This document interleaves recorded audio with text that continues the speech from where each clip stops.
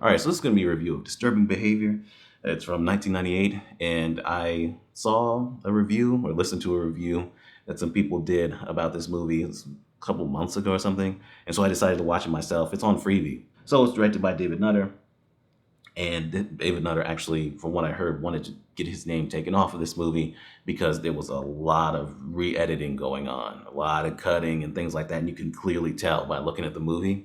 I don't think it was that good of a movie to begin with, for reasons we'll get into, but apparently they had these test screenings, and with each screening, anytime somebody said something wasn't working or they didn't like a certain thing, they changed it, right? They even brought in a new editor to re-edit it and stuff like that. At a certain point, they would edit something out, and then a new version would come out with that scene back in and things like that. It's a mess of a movie. So that's how we got it in this state. This is a terrible movie. So we got Steve Clark, played by James Marsden.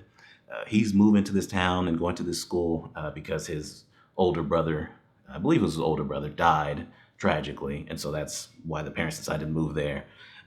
You would think that would be more of a storyline. It's unfortunately not, because who knows, probably got cut out at some point, parts of it at least. And he goes to this new school. I think it was called Cradle Bay High. And he ends up meeting Gavin Strick, played by Nick Stahl, and also this other character, UV. We'll talk about him a little bit later. So he ends up meeting them, and Gavin knows all the different cliques and things like that. He's running down this whole thing, telling Steven about the different groups of the high school, the greasers, skateboarders, nerds, things like that. Very stereotypical stuff.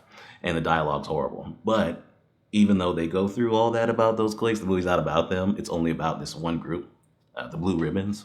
Gavin witnessed one of them pretty much kill a girl when she was about to give him a blowjob at the beginning of the movie. So he already knows something's going on with that group. There's also this greaser character that gets into a fight with one of them, and then they jump him, and all of a sudden he's part of the group.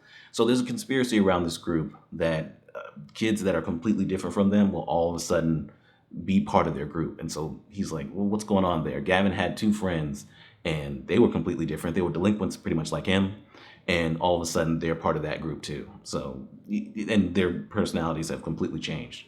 So we do get a scene of Gavin and Steve. They're spying on some secret meeting. So the parents are definitely in on it, and it has to do with this doctor, Dr. Caldecott, played by Bruce Greenwood. And he's putting a chip or some kind of implant in the kids' heads that's making them act like that. We'll join this group and be different. And the parents of Gavin, they actually want him to be brainwashed now, something that doesn't make any sense, that we'll talk about a little bit more, because he, not even really that he was a delinquent, he does drugs and things like that, but that he's getting C minuses. I was like, wow, he's not even failing, right? If they know about this, it's kind of a far stretch to be like, yeah, mind control them. Like, it's kind of a lot. We'll talk about that a little bit more later. But Gavin ends up coming to school, and he's changed, he's different, and at that point, Steve believes what's going on. There's also another character, Rachel, played by Katie Holmes, and she's the romantic interest in this. There's barely a romance there. But they go to an asylum and start learning more and more about these things and about what's really going on with the Blue Ribbons. All right, so positives. I think this is a good-looking movie for the most part. It looks like other 90s movies that came out around the same time. It has a decent soundtrack. It feels very 90s. At points, the soundtrack is too much. But I thought that also worked. And I actually like James Marsden in the movie. I think he does a good job, and I like his character. The dialogue is so bad throughout all the rest of this movie by pretty much everybody. And everybody is so, either there's not enough there or they're completely unlikable. So James Marsden, there's no choice but to like the character, because he feels so out of place because of how everybody else is acting. And I mean, we'll get into it more, but the dialogue is so bad that he ends up having easily the best line in the movie. Look, Steven, do you really like the way you feel? Oh, shut the fuck up. This is an interesting plot. I think this could work if done way better, and if this movie wasn't cut so much, so obviously cut down so much. But anyway, let's get into it. So since we're already talking about the plot, it makes no sense. If you're a parent and your kid is kind of a delinquent, especially if your kid's just getting like C minuses, why would you go along with this? So the implant has a has because that's why the kid killed that girl in the beginning that was giving him a blowjob. So there's a side effect, a very important side effect that I'm sure would stop this completely as soon as you realized it was a thing. These kids, who these parents are potentially, putting through this so that these kids will be better kids, think more about their future, get better grades, and be less, delinquent, less of a delinquent, I guess. These same kids, if they get turned on, they get violent, even to the point of murder, and even in public. Every time one of these kids gets a hard on, they go out and beat somebody with it. I feel like that's a pretty big deal. I feel like that's something that the parents should probably not like, right? Maybe they'll have some regret from this. There was one of the parents that was in the secret meeting. She's like, well, ever since he came home, he's been like mean to everybody. And the Dr. Caldecott just reassures her. It's like, really? They're okay with this? I mean, because these kids, they're crazy. They jump people and things. They've got all this other stuff going on. There's that scene where the guy, he gets turned on by looking at Katie Holmes' character, Rachel. And he just loses it and starts beating the shit out of everybody in that store. He ripped somebody's nose ring out of his nose. And it was like, this is much worse than them just getting bad grades. Just none of it makes sense with them actually deciding to do this. But then also, the doctor seems to do whatever he wants towards the end. Steve and Rachel, James Marsden and Katie Holmes, they get them and grab them. And Steve's parents are in on it. They want it to happen to Steve, even though Steve's not even that much of a delinquent or anything. And they don't really say he has bad grades, but whatever. His parents are down for it. But you never see Rachel's parents. You never see Katie Holmes' parents. And they were going to brainwash her too. It's all over the place. Dr. Caldecott, he has this past with this asylum, and you find out his daughter's actually in it. The asylum's ridiculous. It's like you're in like a horror game or something. It's nonsense. Is there no consequences for that? These kids didn't have to go that far or do that much to find out about this stuff about his daughter and all that. But he's just able to do this at this school, in this town. It's a question of how much of this town he actually runs, because you only ever see one police officer helping him out to cover up all this. I don't know why. I guess he must be on the take in some way.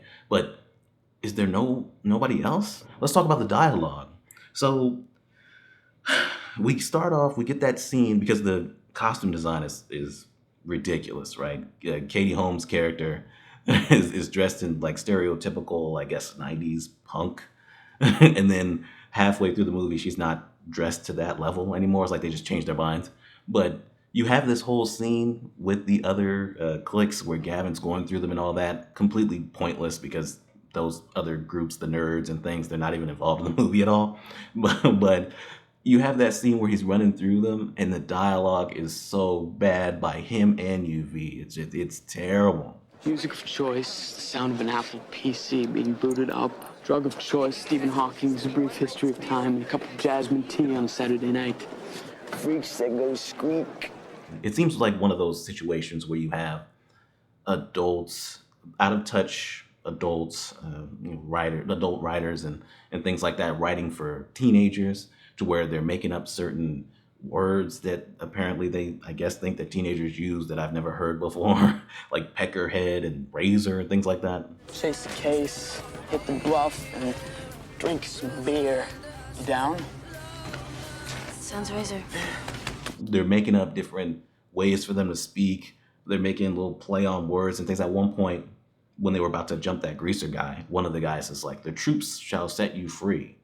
I was like, wow, you really stretched to make that line work. There's so many lines like that. I can't even remember them all because I couldn't write them all down on this notebook, but it was bad line after bad line after bad line. I mean, it's not one of those things where every scene there'll be a line that makes you cringe.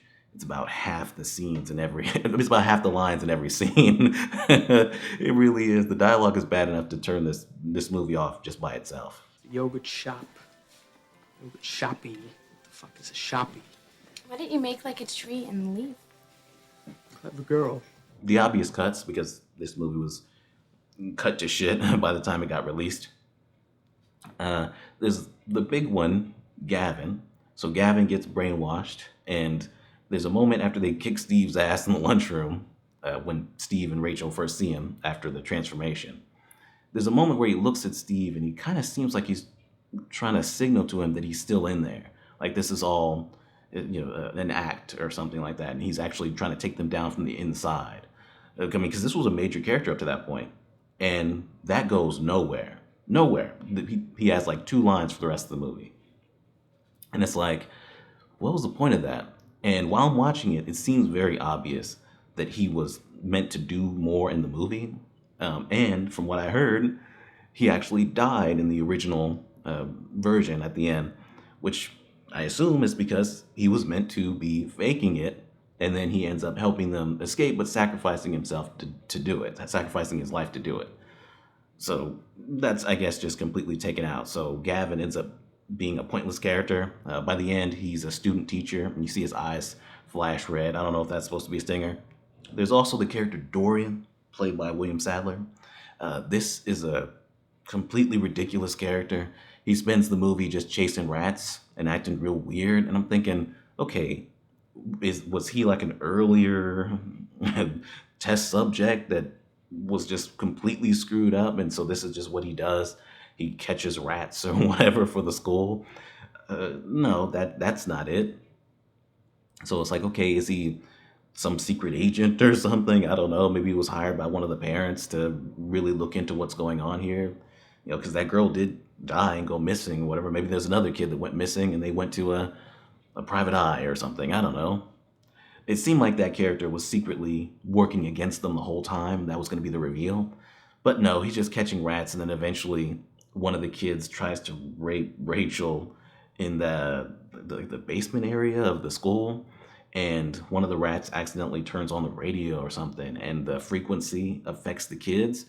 So it's just to set up him helping them at the end and sacrificing himself using a bunch of those radios to drive off a cliff. That's pretty much all it was. This just there's so much. The parents were clearly more involved. I did hear about that, but the parents were clearly more involved, so we would have gotten more of a reasoning as to why the parents would still be doing this, even though the side effect would definitely not make it worth it, right? And if the parents actually did fully know about the mind control, UV, right, played by Chad Donnelly.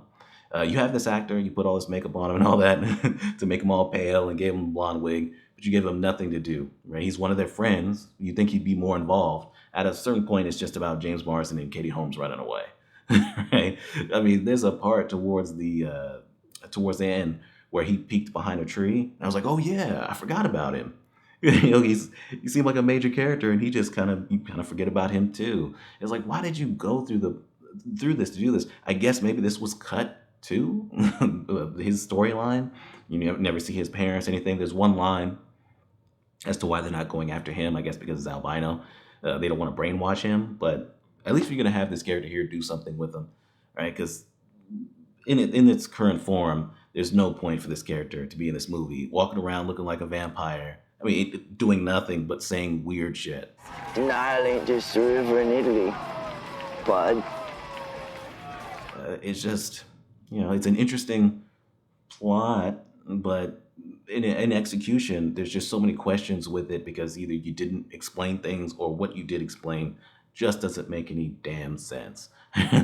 So, you get to the end of the movie and it's like, well, yeah, they got away, and I guess the kids, the innocent kids that were brainwashed into this, I guess they're dead. And what is James Marsden and Katie Holmes? What are the rest of them? And his sister too is barely a character. That's why I didn't mention her up to this point. What are they gonna do? Where are they gonna live? I don't know. Who cares? And the whole thing with Gavin at the end, the little stinger. Also, who cares? But yeah, that's it. I'm gonna give it trash.